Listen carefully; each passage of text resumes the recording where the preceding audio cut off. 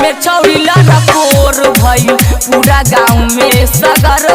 शोर भइल कुमारे में छौरी लड़कोर भइल कुमारे में छौरी लड़कोर भइल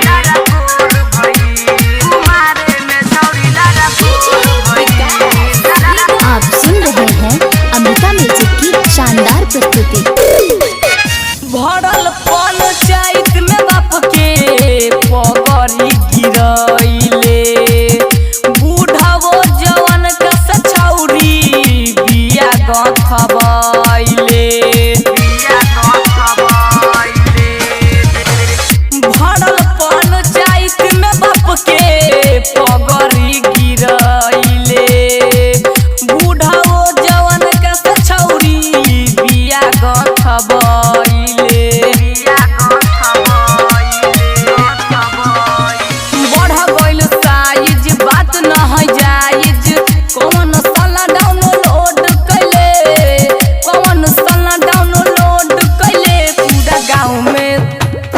सगरो शोर भइल कुमारे में छौरी लड़कोर भइल पूरा गाँव में सगरो शोर भइल कुमारे में छौरी लड़कोर भइल कुमारे में छौरी लड़कोर भइल कुमारे में छौरी लड़कोर भइल। आप सुन रहे हैं अमृता म्यूजिक की शानदार प्रस्तुति। बिना कवर के बारे काम रे बीके बजरंगिया के यही में आइल बाटे नाम रे